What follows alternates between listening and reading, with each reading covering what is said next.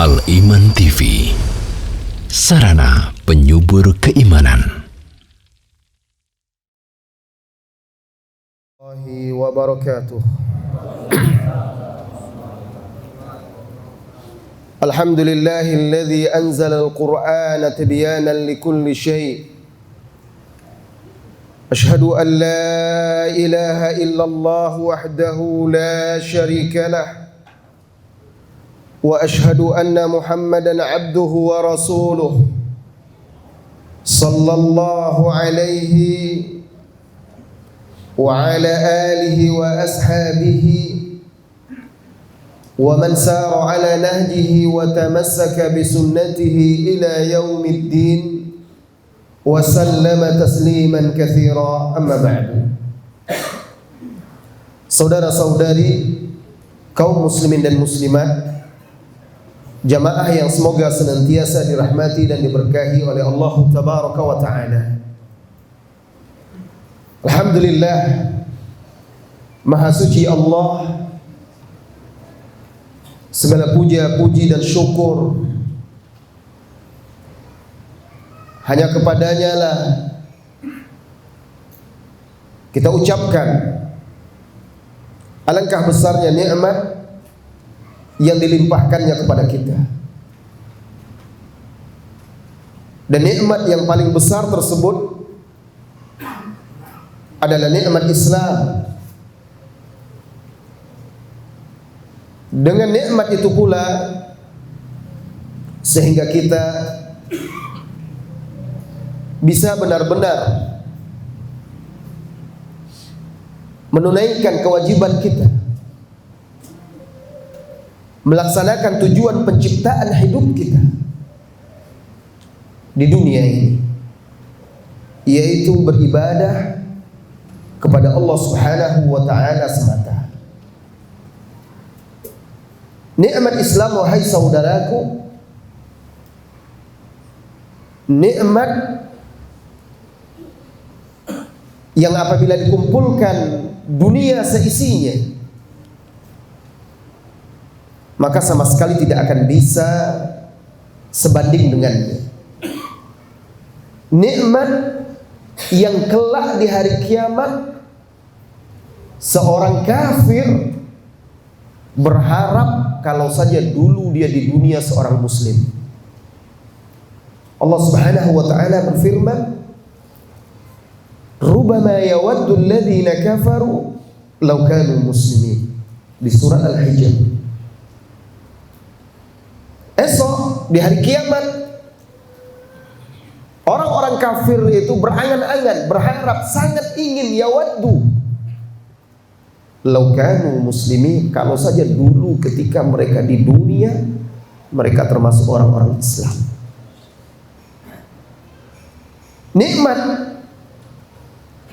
yang sempurna, nikmat paling sempurna yang Allah berikan kepada hamba-Nya. Karena Allah Subhanahu wa Ta'ala berfirman, "Al-yawma akmaltu lakum dinakum wa atmamtu 'alaikum ni'mati wa raditu lakumul Islam madina." Hari ini telah aku sempurnakan bagi kalian agama kalian, Islam telah sempurna. Wa atmamtu 'alaikum ni'mati, dan aku sempurnakan atas kalian nikmatku. Wa raditu lakumul Islam madina, serta aku ridhoi Islam sebagai agama kalian. Maka Pak, Bu, mari kita syukuri nikmat ini.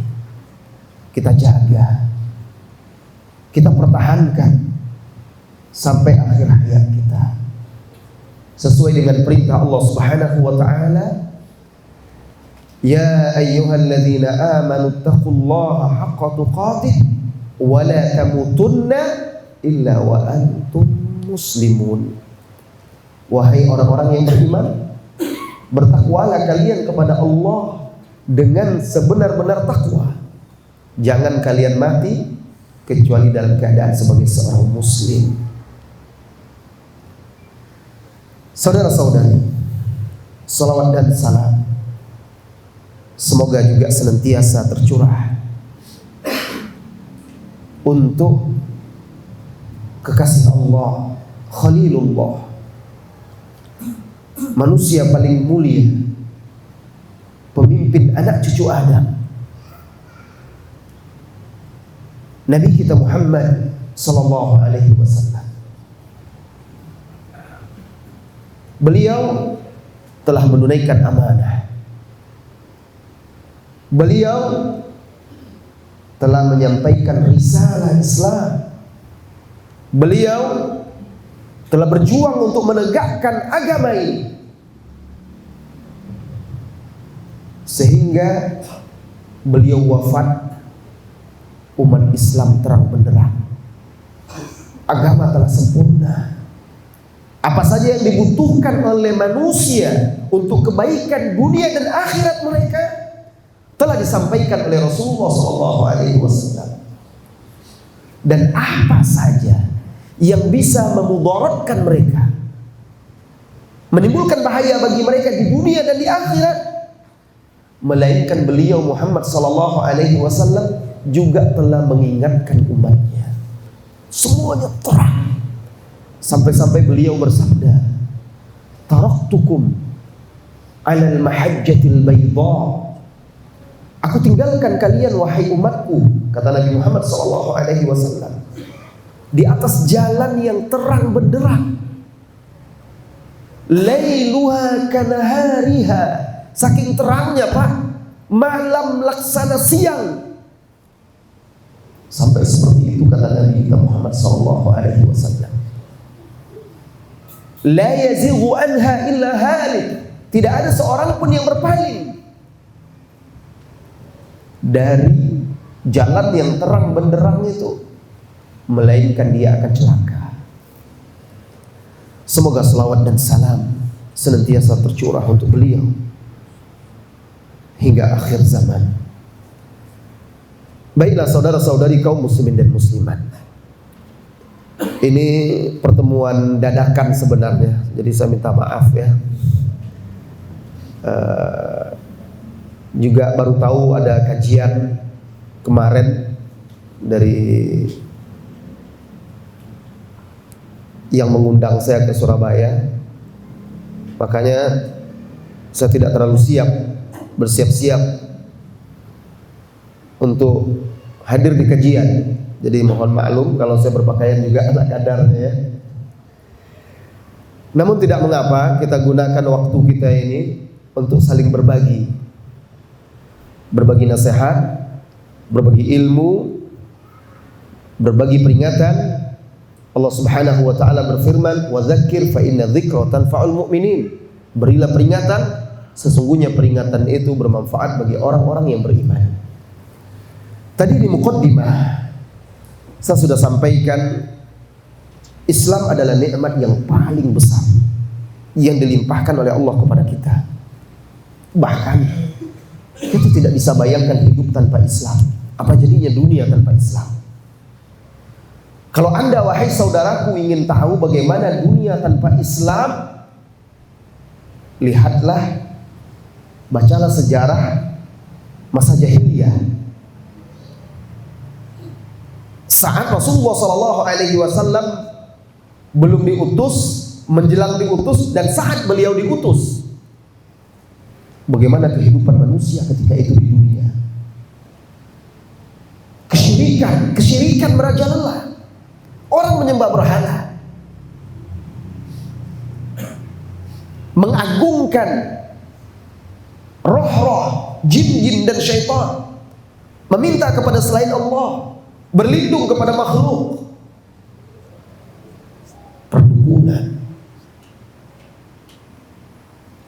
kemudian maksiat, kemungkaran di mana-mana, prostitusi, perzinahan, perjudian, minuman keras itu menjadi minuman kebanggaan yang mereka tuangkan sehari-hari bersama makanan dan minuman mereka. Kezaliman, pembunuhan, perbudakan, lengkap semuanya ketika itu. Itu ketika dunia hidup tanpa Islam. Lalu Allah utus seorang Rasul, Nabi Muhammad SAW. Allah turunkan Al-Quran, Allah syariatkan Islam. Kemudian orang berbondong-bondong beriman kepada Allah dan Rasulnya, mengikuti Al-Quran. Apa kehidupan yang terjadi ketika itu? Subhanallah. Berbalik, mereka menjadi manusia-manusia terbaik, menjadi sahabat-sahabat yang mulia, pendamping Rasulullah SAW. Dulunya mereka menyembah berhala, mereka menjadi hamba Allah Subhanahu wa Ta'ala semata. Dulunya mereka dalam kegelapan syirik, dalam kegelapan maksiat, dalam kegelapan bid'ah, dalam kegelapan kezaliman. Lalu mereka berada dalam terang benderangnya ibadah kepada Allah, akhlak yang mulia, keadilan, kemakmuran. Setelah mereka menerima Islam, kemudian begitulah dari generasi ke generasi sampai 3 generasi pertama umat Islam, mereka masih memegang kejayaan, hidup dengan makmur, dengan adil. Oleh karena itu Nabi kita Muhammad SAW bersabda di dalam hadis Bukhari, khairun nas qarni, thumma alladhina yalunahum, thumma alladhina yalunahum, thumma alladhina yalunahum. Sebaik-baik manusia adalah di masa Rasulullah SAW yang beriman bersamanya, hidup bersama beliau. Itu adalah manusia-manusia terbaik yang berjuang untuk agama. Mereka adalah para sahabat ridwanullah alaihim ajmain. Kemudian orang-orang sesudah mereka itu adalah generasi tabi'in. Summa alladziina yalunahum, kemudian orang-orang sesudah mereka, atba'ut tabi'in, generasi sesudahnya. Kemudian setelah itu mulailah terjadi perpecahan-perpecahan. Kenapa? Karena Islam sudah semakin luas. Berbagai macam bentuk manusia masuk kepada Islam. Dan upaya orang-orang yang tidak suka kepada agama Allah ini, orang-orang kafir, Yahudi dan lain-lainnya, berusaha menghancurkan, memadamkan cahaya Allah. Wa ya'ballahu illa ayyutimma nurah. Tapi Allah enggan, melainkan menyempurnakan cahayanya. Dan terus tidak datang satu masa, kata Nabi Muhammad SAW, melainkan masa yang sesudahnya lebih buruk daripada sebelumnya. Sampailah kita di masa sekarang, jauh dari masa Rasulullah SAW. Ulama sedikit. Kemudian lihatlah kehidupan kaum muslimin. Nikmat terbesar yang diberikan oleh Allah Subhanahu wa Ta'ala kepada mereka, Islam ini, diutusnya Rasul sallallahu alaihi wasallam, diturunkannya Al-Qur'an. Lihatlah bagaimana sikap kaum muslimin terhadapnya. Lihat kondisi umat Islam, mayoritasnya bagaimana? Apakah benar mereka mengenal Islam itu? Apakah benar mereka mengenal Rasulullah sallallahu alaihi wasallam? Apakah benar mereka mengenal Al-Qur'an? Apakah benar mereka mengenal Allah Subhanahu wa Ta'ala sebagaimana mestinya? Maka kita akan tahu apakah kita benar-benar mensyukuri nikmat ini atau tidak. Lihatlah kehidupan kaum muslimin, jauh dari agama, masjid-masjid megah tapi kosong. Al-Quran hanya sekadar dihafalkan dan diperlombakan. Kemudian maksiat merajalela, minuman keras, narkoba, pergaulan bebas, seks bebas, kejahatan-kejahatan, la ilaha illallah. Rasa malu pun hilang, kedurhakaan terhadap orang tua, dan banyak lagi musibah-musibah, bencana-bencana silih berganti datang. Ada apa? Sekarang begini Pak, Bu, kalau kita buat perumpamaan, misalnya,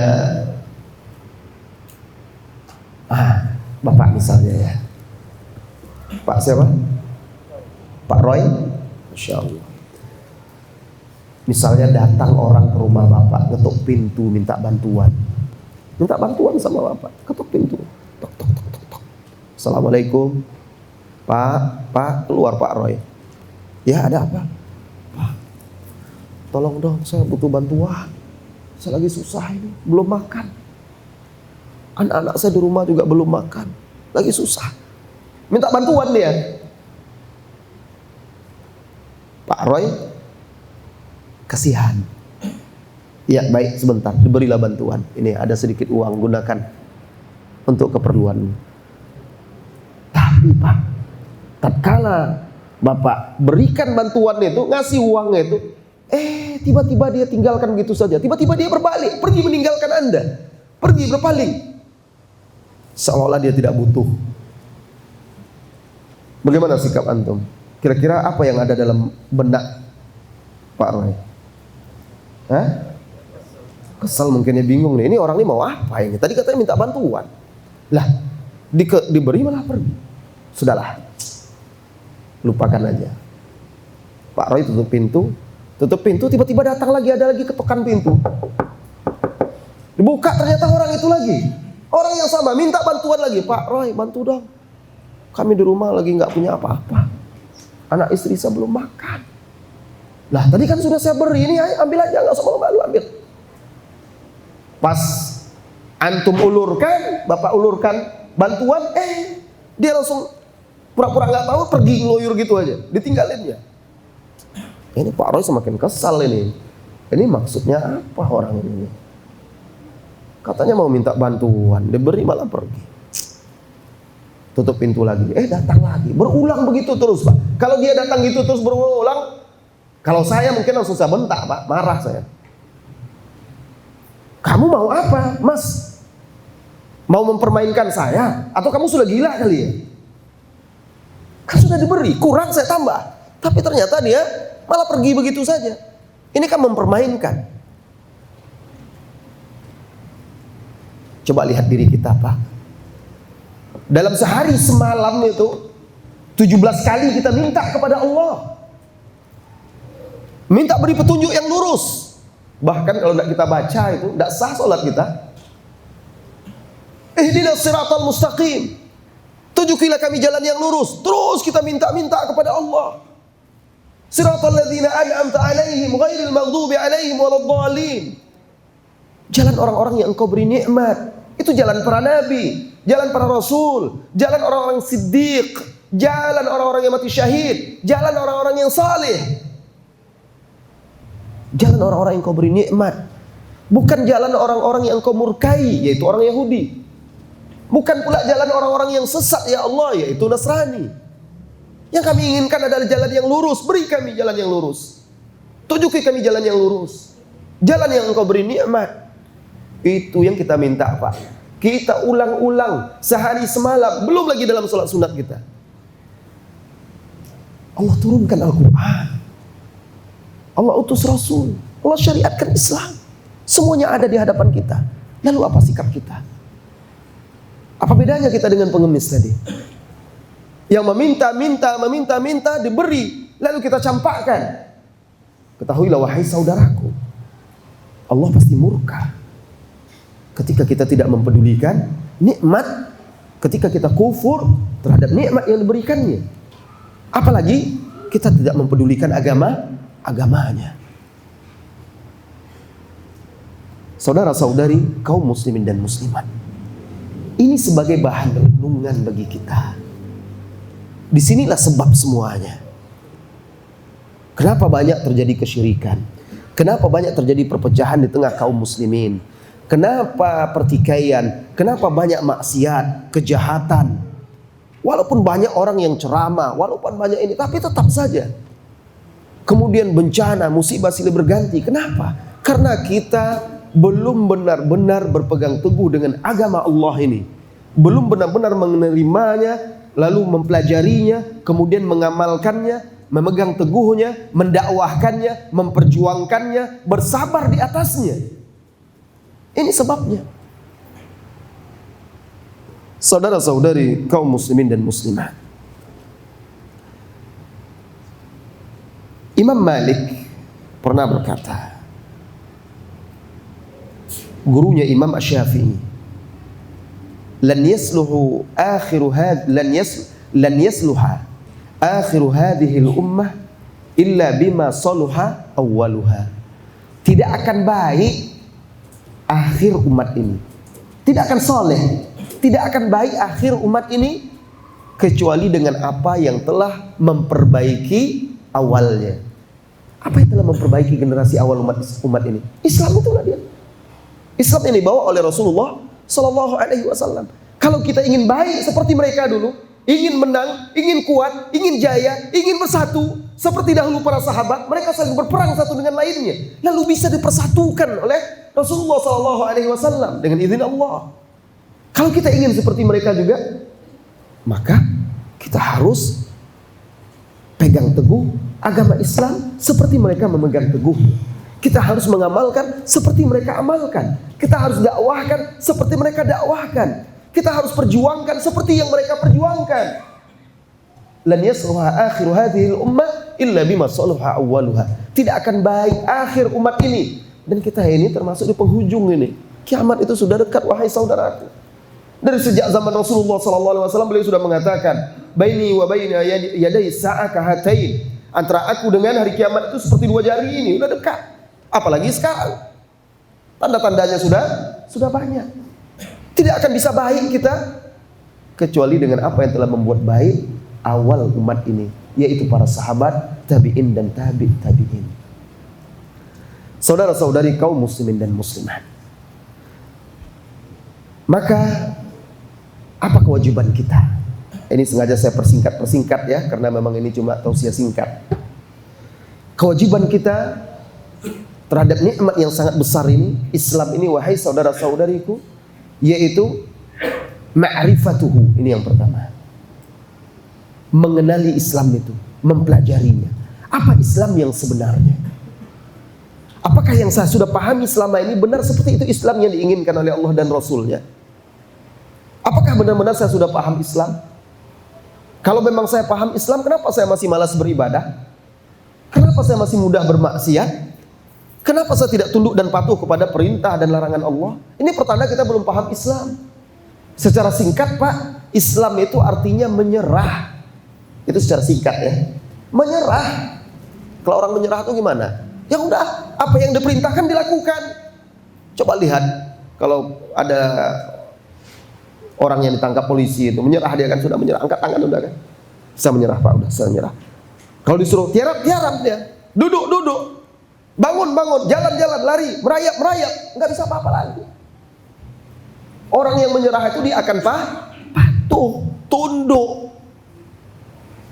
Ini dia Islam, al-istislam, al-kamil, al-mutlaq lillahi ta'ala. Penyerahan diri kita secara sempurna, secara mutlak kepada Allah Ta'ala, zahiran wa batinan, zahir dan batin. Tunduk dan patuh kita kepada Allah Subhanahu wa Ta'ala, hanya beribadah kepadanya, menjalankan perintahnya, menjauhi larangannya.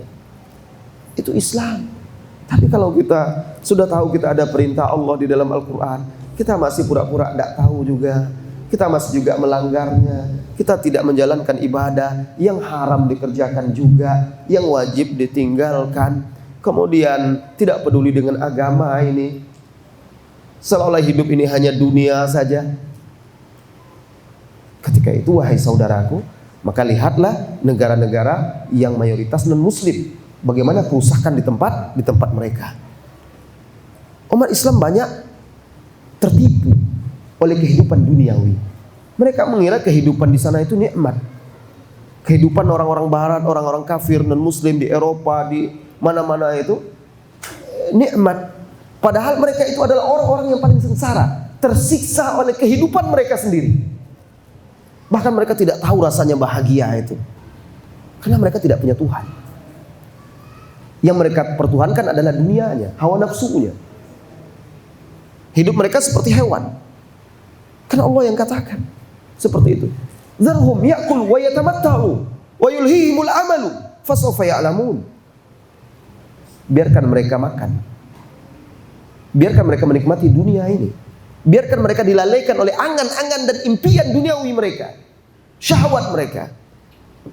mereka pasti akan mengetahui akibatnya. Itu ancaman Allah Subhanahu wa taala. Adapun orang Islam, seorang mukmin, maka dia tahu tujuan hidup dia, yaitu menjadi seorang hamba Allah Subhanahu wa taala. Dunia ini hanya persinggahan sementara bagi dia. Tempat dia diuji, ditempa agar bisa benar-benar menjadi hamba Allah sejati. Maka wajib kita mempelajari, mengenal Islam ini. Bagaimana cara kita mempelajari dan mengenalinya, Pak, Bu? Pelajari melalui Al-Quran, pelajari melalui hadis-hadis Rasulullah SAW. Saya tidak bisa bahasa Arab, saya tidak bisa mempelajari sendiri, Ustaz. Saya tidak bisa membaca kitab-kitab tafsir. Belajar dari para ahlinya, melalui ulama-ulama, guru-guru kita. Nah, lihat apa yang disampaikannya, bukan orang yang menyampaikan. Lihat apa yang disampaikannya. Apakah yang disampaikannya itu bersumber dari Al-Quran atau dari hadis yang sahih? Apakah yang disampaikannya itu mengacu kepada ulama-ulama yang mu'tabar, ulama-ulama terpandang, mulai dari kalangan para sahabat, tabi'in, tabi'in, imam yang 4 dan seterusnya. Maka kita akan bisa mengenali Islam yang benar. Ini caranya. Kemudian setelah kita mengenal Islam, kewajiban kita terhadap nikmat yang sangat besar ini, wajib kita mengamalkannya. Karena ilmu itu adalah untuk diamalkan. Islam tidak cukup sekedar diucapkan. Islam bukan yel-yel ketika demo, tidak. Atau slogan-slogan yang ditulis-tulis, ditempel-tempel, tidak. Islam itu sesuatu yang kita ucapkan, kita yakini dan kita amalkan. Ini dia iman, ini dia Islam. Nah, tidak bisa dipisahkan itu. Syahadat sudah kita ucapkan, maka wajib kita yakini dan harus kita amalkan. Kemudian yang ketiga, ketika kita mengamalkan Islam yang benar itu, Pak, Bu, dituntut kesabaran, apalagi di zaman sekarang. Semakin seseorang itu memegang teguh agamanya, semakin berat ujiannya. Cobalah lihat, semakin taat seseorang itu, semakin dianggap aneh oleh bangsanya sendiri, oleh kaumnya sendiri, bahkan oleh keluarganya sendiri. Padahal dia menjalankan ketaatan saja, paling dianggap aneh. Siapa paling baik di zaman sekarang? Yang paling soleh, dia yang paling dianggap aneh. Malah yang orang-orang yang jelas-jelas berbuat maksiat, berbuat dosa, nggak aneh di zaman sekarang. Udah biasa orang, ya kan? Malah yang baik yang aneh. Ini sunnatullah di akhir zaman. Rasulullah SAW menjelaskan dalam hadis Hudzaifah dan yang lain-lainnya, inna mi waraikum ayyamus sabar. Setelah kalian nanti akan datang hari-hari yang dituntut kesabaran padanya. Al-qabidu ala dinihi kal-qabidi ala al-jamr. Orang yang menggenggam, memegang teguh agamanya hari itu seperti memegang bara api. Bayangkan bara api kita pegang, apa rasanya? Sanggup kita enggak? Harus sanggup, Pak, karena itu agama. Tidak boleh kita lepaskan. Melepaskannya, melepaskan agama kita. Itu surga kita. Itu beratnya. Rasulullah ingin memotivasi kita untuk bersabar, bertahan di akhir zaman ini, memegang teguh agama ini hingga akhir hayat kita. Banyak ujiannya yang dicemooh, diolok-olok, dijauhi, dikucilkan. Padahal Anda mengamalkan Al-Quran, Anda mengamalkan hadis Nabi, Anda mencontoh Rasulullah SAW, Anda ingin mencontoh Abu Bakar, Umar, Uthman, Ali, dan ulama-ulama yang lainnya. Tetapi dianggap asing dan aneh. Benarlah yang dikatakan oleh Rasulullah SAW di dalam hadis Muslim, Bada'al Islamu ghariban wa sayaudu ghariban kama bada'a.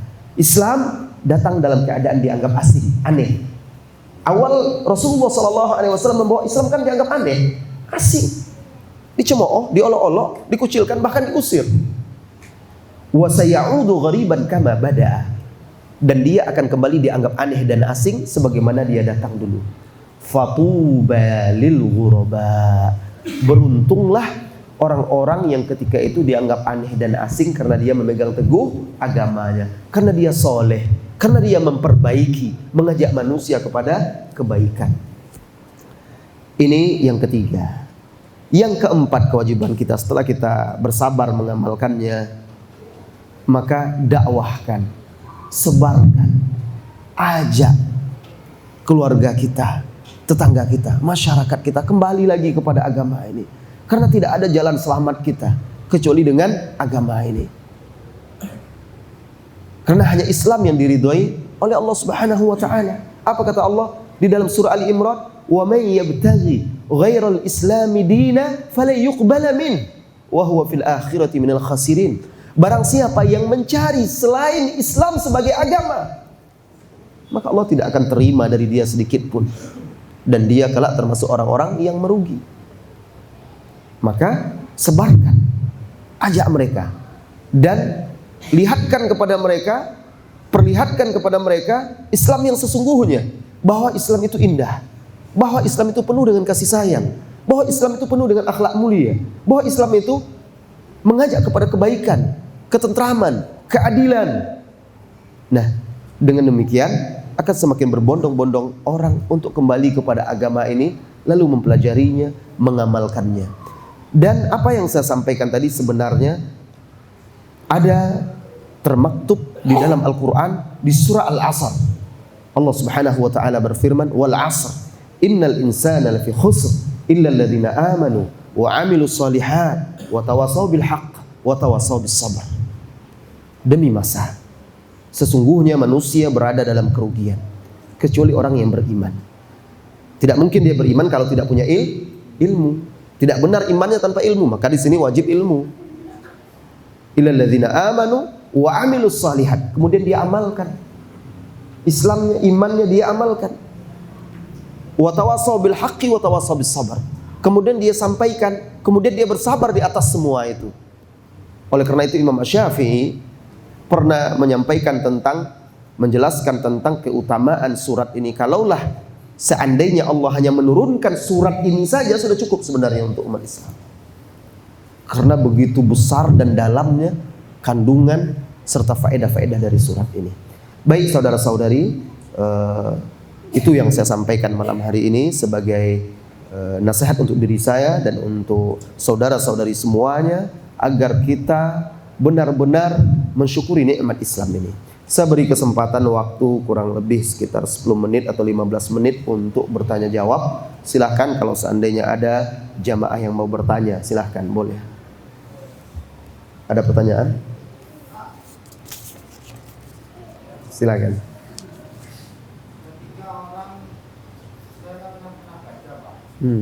Orang murtad 2 kali itu nggak bisa masuk Islam lagi. Jadi kalau dia masuk Islam gimana?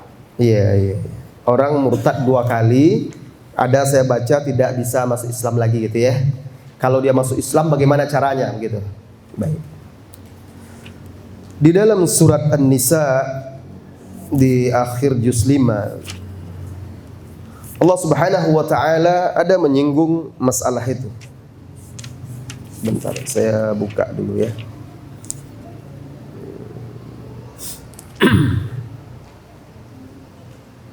Apa kata Allah Subhanahu wa taala? Innal ladzina amanu thumma kafaru thumma amanu thumma kafaru thumma izdadu kufra ثم ازدادوا كفرا لم يكن الله ليغفر لهم ولا ليهديهم سبيلا. Artinya, sesungguhnya orang yang beriman, kemudian dia kafir, kemudian dia beriman lagi, kemudian dia kafir lagi, kemudian dia bertambah kafir, maka Allah tidak akan mengampuni mereka dan tidak akan menunjuki mereka kepada jalan yang lurus. Jadi kata ayat ini, Allah Subhanahu wa taala menceritakan kondisi orang yang dia masuk Islam berpura-pura. Orang-orang munafikin. Pertama dia menyatakan keimanannya, kemudian dia murtad. Lalu dia balik lagi. Lalu dia murtad lagi. Nah, biasanya orang yang seperti itu, kalau dia sudah beriman, lalu dia kufur, lalu dia masuk Islam lagi, lalu kufur lagi, biasanya setelah itu dia akan bertambah kufur, sulit untuk kembali lagi. Sulit untuk kembali lagi. Kenapa? Karena Allah tidak akan tunjuki lagi dia. biasanya ya. Namun kalau seandainya dia betul-betul ingin bertaubat, ya, betul-betul bertaubat dan betul-betul tulus ingin kembali kepada Allah dan Rasulnya, beriman, insya Allah dia bisa kembali mengucapkan 2 kalimat syahadat, kembali kepada pangkuan Islam, masuk kembali seperti seorang muslim. Tapi kalau sampai dia ulang lagi 3 kali lagi, itu di dalam hukum Islam, ya. Kalau seandainya di negara yang menerapkan hukum Islam, itu ustutiba, diminta bertaubat 3 kali, tidak bertaubat itu dihukum mati. Karena dia sudah berulang-ulang murtad. Ya. Nah, tapi kalau dia beriman, kemudian murtad, beriman, murtad, dan dia betul-betul ingin kembali, menyesali perbuatan dia, Allah Maha Penerima taubat.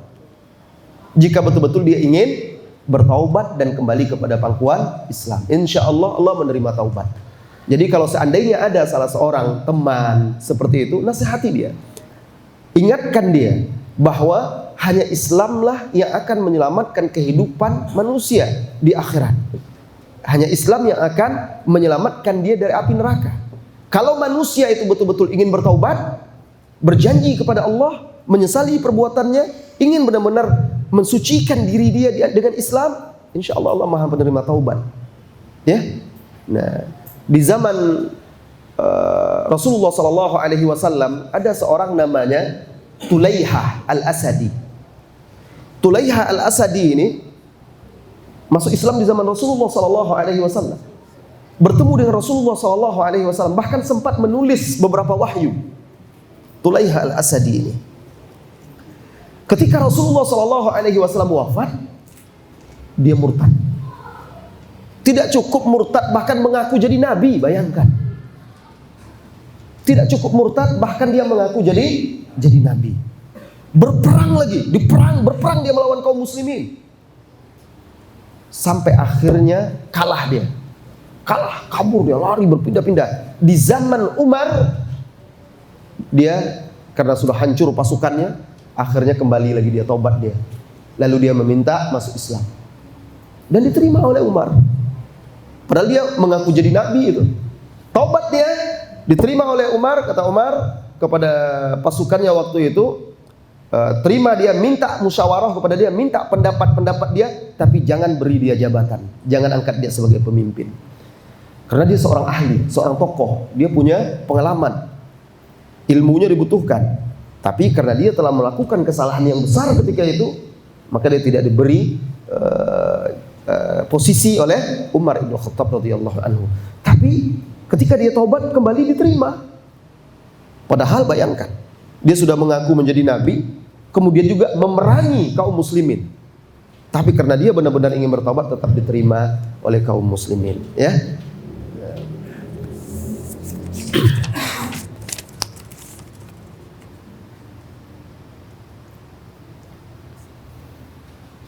Bagaimana status keislaman seseorang yang melakukan syirik besar tetapi dia tidak paham bahwa yang ia lakukan adalah perbuatan syirik besar? Apakah keislamannya batal? Dan ketika keislamannya batal berarti amal yang dilakukannya percuma. Ia masih belum tahu bahwa keislamannya batal.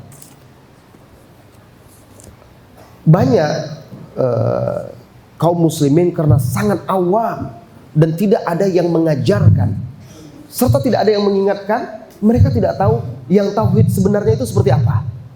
Ibadah, bahkan banyak kaum muslim tidak tahu ibadah sebenarnya, hakikat ibadah itu seperti apa, nggak tahu. Tahu cuma ibadah sholat, itu aja. Bahkan yang mereka tahu syirik itu pokoknya sujud kepada berhala, itulah syirik. Yang lebihnya mereka banyak tidak tahu.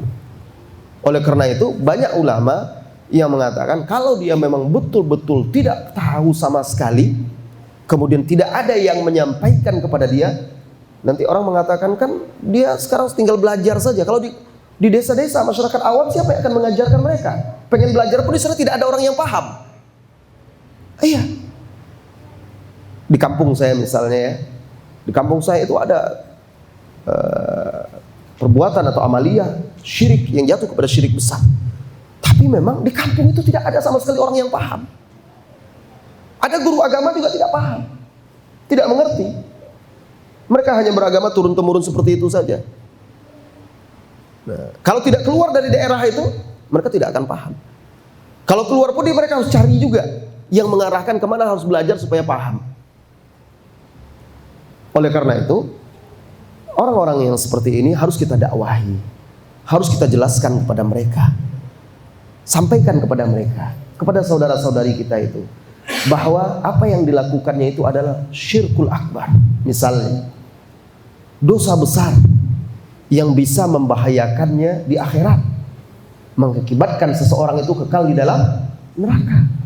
Jelaskan dengan baik, jelaskan dengan benar, sampaikan hujjah itu kepada dia, sampaikan dakwah itu, mudah-mudahan dia dapat hidayah.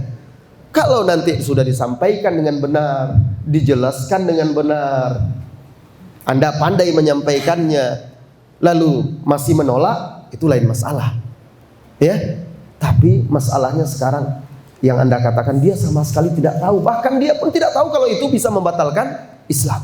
Banyak kaum muslimin nggak tahu dan tidak ada yang mengajarkannya. Maka kewajiban kita menyampaikan dan mengajarkan kepada mereka bahwa perbuatan tersebut adalah syirkul akbar dan wajib bertobat dari perbuatan itu. Wajib bertobat, memperbaharui keimanan, memperbaiki agamanya, mempelajarinya, lalu membersihkan diri dari kesyirikan-kesyirikan itu. Mudah-mudahan dengan demikian Allah Subhanahu wa taala mengampuni dosa-dosa semuanya. Ada lagi pertanyaan, silahkan.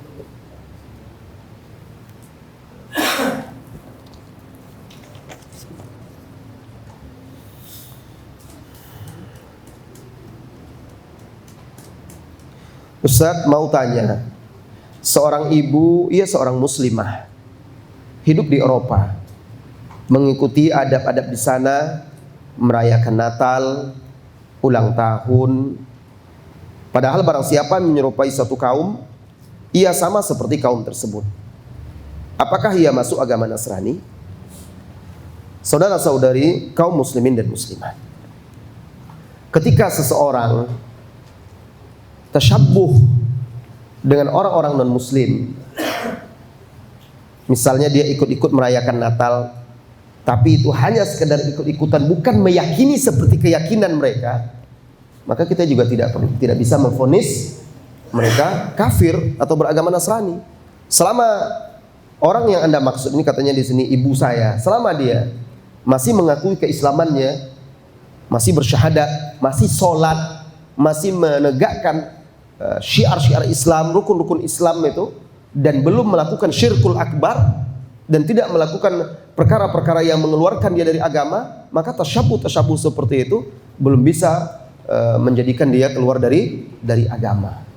Maka nasihat saya, sampaikan kepada dia agar berpegang teguh kepada agamanya, cari di sana komunitas-komunitas Islam kaum muslimin di Eropa itu, agar dia bergabung di sana. Karena seorang muslim apabila dia berada di tengah-tengah non-muslim lalu dia tidak bergaul, berkumpul bersama orang-orang Islam, tidak diragukan dia lambat laun pasti akan terpengaruh, terkena syubhat-syubhat, fitnah-fitnah orang-orang kufar tersebut. Apalagi fitnah dunia ini yang banyak menjatuhkan, meruntuhkan akidah kaum muslimin.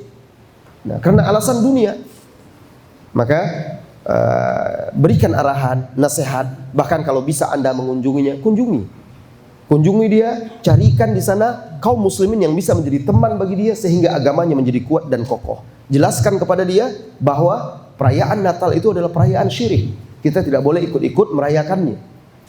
Karena Rasulullah SAW bersabda, "Man tasyabbaha biqaumin fahuwa minhum." Barang siapa yang menyerupai suatu kaum, maka dia termasuk golongan kaum tersebut. Yang dimaksud termasuk golongan kaum tersebut sesuai dengan kadarnya. Ada orang yang serupa dalam pakaian, maka dia dalam masalah pakaian termasuk orang kafir, bukan berarti dia kafir. Nah, tasyabbuh dalam Natal jauh lebih berat daripada tasyabbuh dalam pakaian, karena ini kaitannya masalah akidah. Namun kita berharap dia tidak meyakini, hanya sekedar ikut-ikutan saja sehingga agamanya masih terjaga.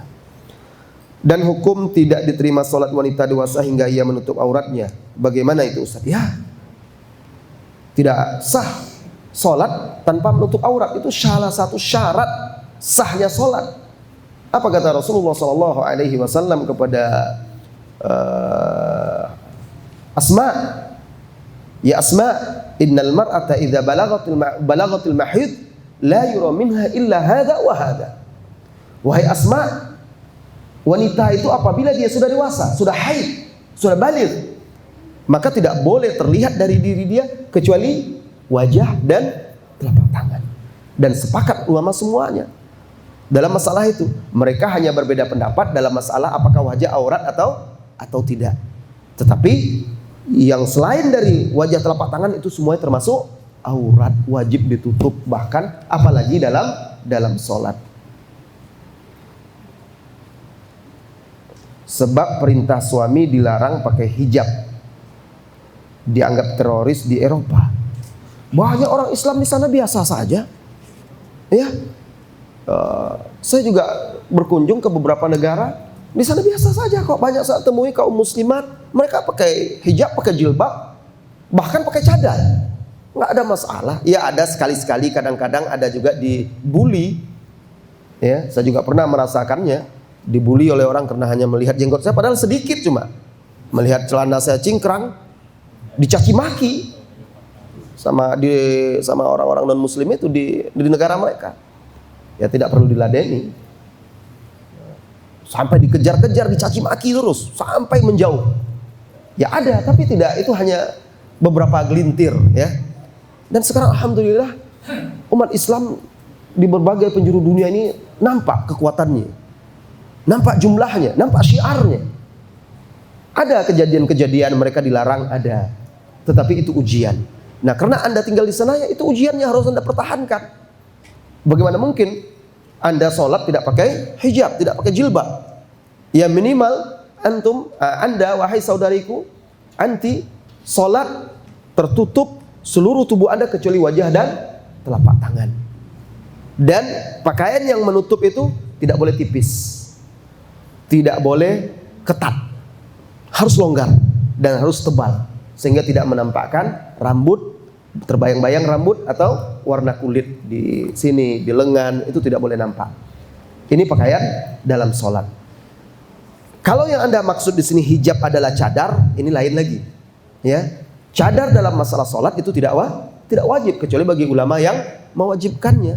Bahkan dalam beberapa ibadah malah tidak pakai cadar, seperti umroh dan haji, ketika wanita berihram malah tidak boleh pakai cadar. Nah, jadi ini masalah yang lain. Namun masalah menutup seluruh bagian tubuh kecuali wajah dan telapak tangan itu sepakat ulama semuanya. Ketika ada suami Anda mengatakan seperti itu, maka beri masukan kepada dia. Bang, kita sebagai umat Islam tentu kita harus mempertahankan agama ini. Kita tinggal di sini, di negeri orang, di Eropa ini, kita berkewajiban, bahkan sesungguhnya tidak boleh seorang muslim tinggal di sana tanpa ada alasan daruri, kecuali dia bisa menjalankan agamanya dengan baik dan benar. Tidak boleh seorang muslim tinggal di negeri kafir, di mana dia tidak bisa menjalankan syariat Islam. Bahkan Rasulullah berlepas diri sebenarnya dari orang-orang yang tinggal di negeri kafir, tapi dia tidak bisa menjalankan Islam. Kalau Anda di sana tinggal, bisa menjalankan syiar Islam, bisa sholat, bisa berhijab, dan Anda bisa pula menjadi menjadi dakwah, untuk menjadi sarana dakwah, mengenalkan Islam kepada umat lain, itu alangkah baiknya. Di sana malah mahasiswa di Eropa, di Brazil, di Inggris, mereka berani, bahkan mereka di jalanan itu membagi-bagikan tentang Islam, selebaran-selebaran tentang Islam. Mereka perdengarkan Al-Quran, mereka dakwahi orang untuk masuk Islam, tidak ada masalah. Ya. Sekarang itu yang cenderung sangat benci dan rasis terhadap kaum muslimin itu rata-rata orang-orang yang umur 40-50 tahun ke atas. Kalau anak-anak muda sekarang sudah tidak begitu lagi. Karena yang saya alami itu juga orang-orang yang umurnya segitu juga. Sementara yang lain cuek-cuek aja. Karena rata-rata kalau yang muda-muda tidak beragama lagi mereka.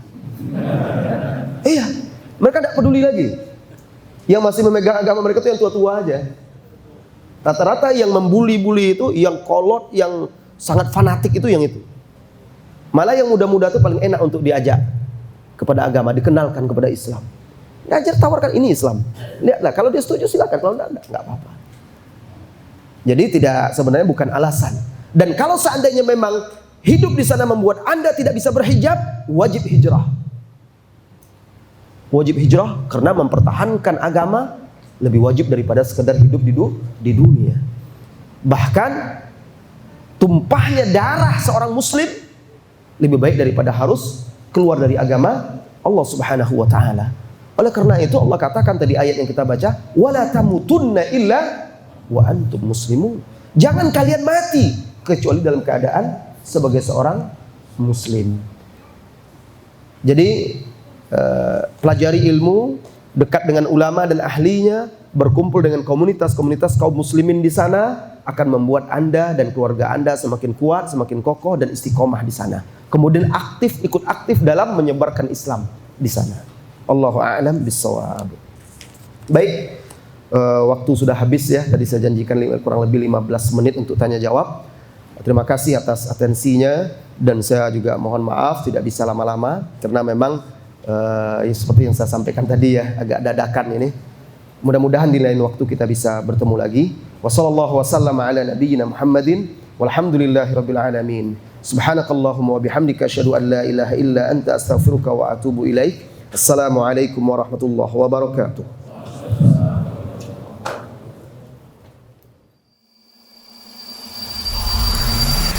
Al Iman TV, sarana penyubur keimanan.